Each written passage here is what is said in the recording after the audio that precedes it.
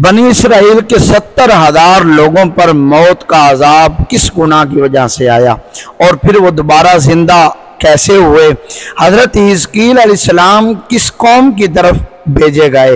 آج ہم اس ویڈیو کے اندر حضرت حزقیل علیہ السلام اور ان کی قوم کے حوالے سے مکمل معلومات آپ کو فراہم کریں گے، مگر اس سے پہلے آپ سے چھوٹی سی گزارش ہے کہ اگر ابھی تک آپ نے ہمارے چینل کو سبسکرائب نہیں فرمایا تو ابھی فرما دیں تاکہ ہر آنے والی اچھی ویڈیو آپ تک بر وقت پہنچتی رہے۔ حضرت حزقیل علیہ السلام کا شمار بنی اسرائیل کے انبیاء علیہ السلام میں ہوتا ہے۔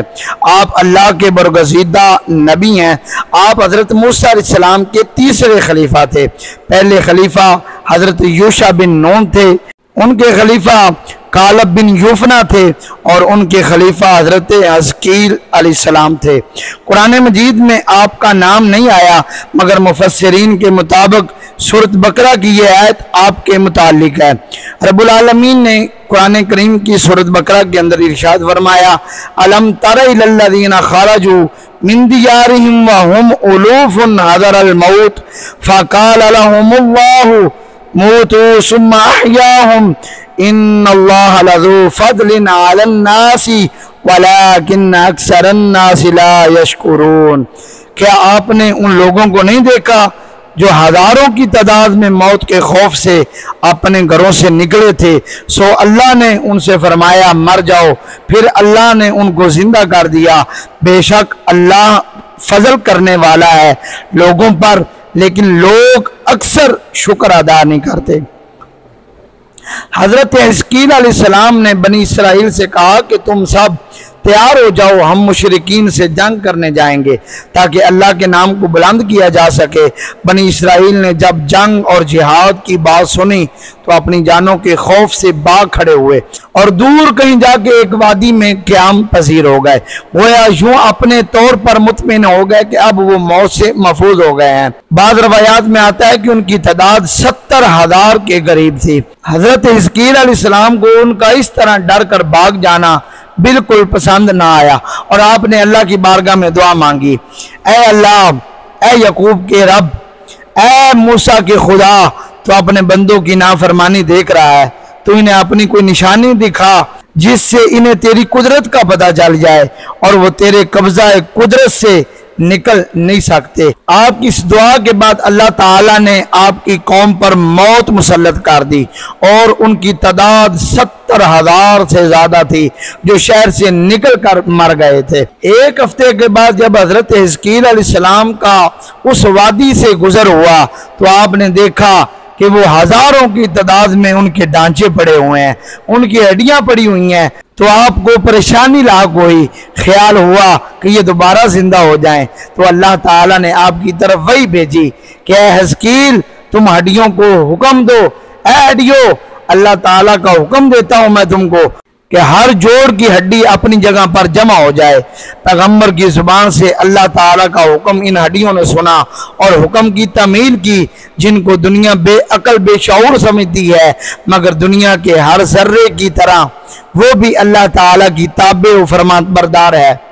آپ کے کہنے پر وہ تمام ہڈیاں اپنی اپنی جگہ پر مل گئی اور جسموں کے ڈھانچے مکمل ہو گئے، لیکن ابھی تک ان میں گوشت اور خون نہیں تھا۔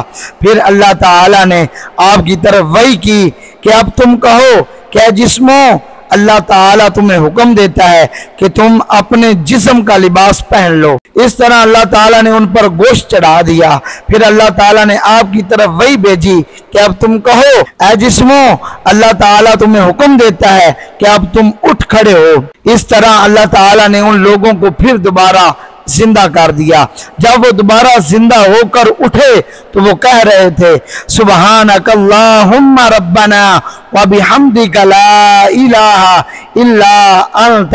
زندہ ہونے کے بعد بھی ان پر موت کے اثرات باقی رہے، یہاں تک کہ جس طرح موت کے وقت ان کا رنگ زرد ہوا تھا اسی طرح زرد ہی رہا، اور ان کے مرنے کی وجہ سے جو ان کے جسموں کے اندر بدبو پیدا ہو گئی تھی وہ بھی باقی رہی، اور وہ ان کے زندہ ہونے کے بعد بھی باقی رہی، بلکہ آج تک ان کی اولاد میں بھی وہ بو پائی جاتی ہے۔ हज़रत हिज़कील अलैहिस्सलाम की बनी इसराइल में रहने की मुद्दत को बयान नहीं किया गया।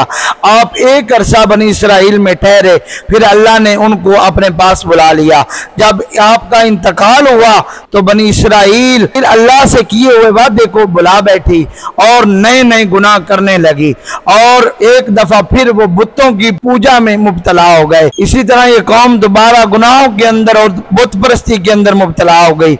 हज़रत हिज़कील अलैहिस्सलाम और बनी इसराइल से मुताल्लिक़ इस वाक़े में हमें तीन नहायत ही अहम बातें हर मुसलमान को दावत फ़िक्र देती हैं।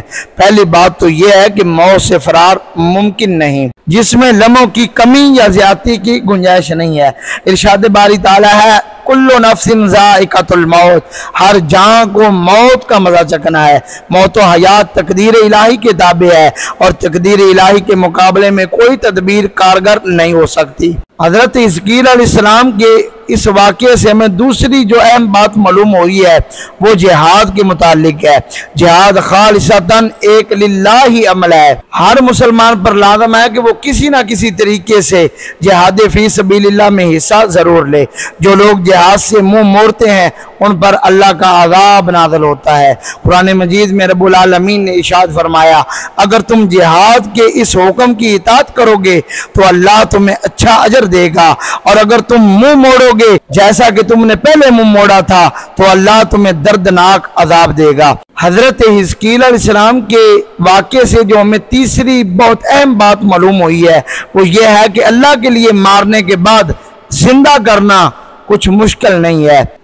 सूरा रूम में रब्बुल आलमीन ने इरशाद फरमाया, आप रहमत इलाही के आसार देखें कि ज़मीन को मौत के बाद किस तरह जिंदा कर देता है। कुछ शक नहीं कि वो मुर्दों को जिंदा करने वाला और हर चीज़ पर कादिर है। उम्मीद करते हैं कि आपको ये हमारी वीडियो अच्छी लगी होगी। अपने दोस्तों के साथ शेयर करना मत भूलिएगा। वस्सलाम।